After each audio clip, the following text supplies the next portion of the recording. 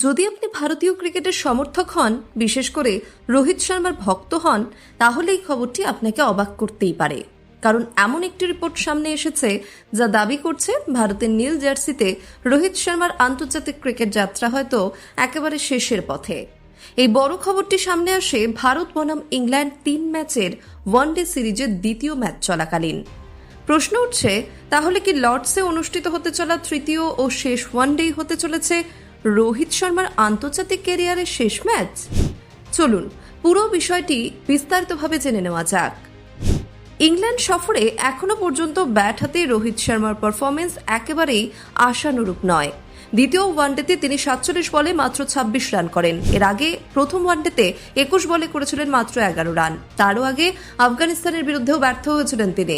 অর্থাৎ ধারাবাহিকভাবে বড় রান করতে পারছেন না ভারতের অধিনায়ক। আর ঠিক দ্বিতীয় ওয়ানডেতে রোহিত আউট হওয়ার পরেই একটি বড় খবর প্রকাশ করেন ইন্ডিয়ান এক্সপ্রেসের সাংবাদিক দেবেন্দ্র পান্ডে। তার রিপোর্টে বলা হয়েছে, লর্ডস ওয়ানডে রোহিত শর্মার ভারতের হয়ে শেষ আন্তর্জাতিক ম্যাচ হতে পারে। এর রিপোর্টে আরও দাবি করা হয়েছে, গত সপ্তাহে ভারতীয় নির্বাচক কমিটি প্রধান কোচ গৌতম গম্ভীর এবং রোহিত শর্মার সঙ্গে বৈঠক করেছে। সেই বৈঠকে নাকি ভবিষ্যতের পরিকল্পনা স্পষ্ট করে দেওয়া হয়েছে। রিপোর্ট অনুযায়ী নির্বাচকদের লক্ষ্য এখন 2027 সালের ওয়ানডে বিশ্বকাপকে সামনে রেখে নতুন দল তৈরি করা। সেই পরিকল্পনায় রোহিত শর্মা আর নেই। নির্বাচকরা তরুণ ওপেনার যশস্বী জয়সওয়ালকে দীর্ঘমেয়াদী সুযোগ দিতে চান। দীর্ঘদিন ধরে সুযোগের অপেক্ষায় থাকা যশস্বী আগের ওয়ানডেতে 100 রান করেছিলেন, তবুও তিনি নিয়মিত একাদশে সুযোগ পাচ্ছেন না। রিপোর্টে আরও বলা হয়েছে, নির্বাচকরা রোহিত শর্মাকে জানিয়ে দিয়েছেন যে ইংল্যান্ড সফরের পর থেকে ভবিষ্যতের ওয়ানডে সিরিজের পরিকল্পনায় তাকে আর রাখা হচ্ছে না। অর্থাৎ এই সিরিজের পর দল নতুন পথে এগোতে চায়। তবে এখানেই শেষ নয়।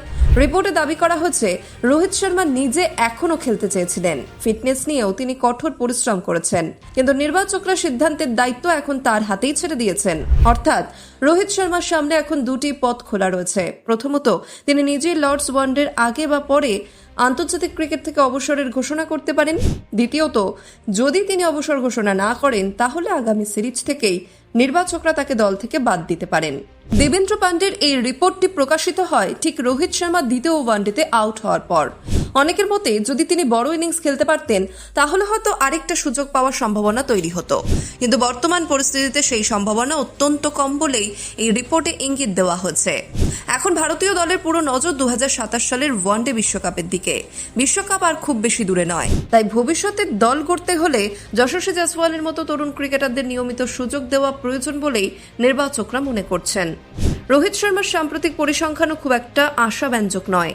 2026 সালে এখনো পর্যন্ত তিনি 8টি ওয়ানডে ম্যাচে করেছেন 241 রান, গড় মাত্র 30, আর রয়েছে মাত্র একটি অর্ধশত রান।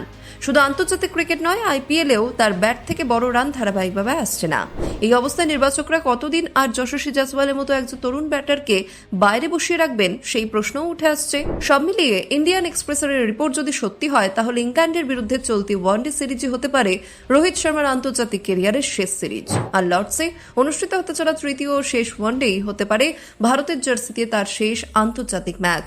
তবে মনে রাখা জরুরি, এই মুহূর্তে ভারতীয় ক্রিকেট বোর্ড বা রোহিত শর্মার পক্ষ থেকে আনুষ্ঠানিকভাবে অবসরের কোনো ঘোষণা করা হয়নি। তাই বিষয়টি এখনো রিপোর্ট ভিত্তিক এবং সরকারের নিশ্চিতকরণের অপেক্ষায় রয়েছে।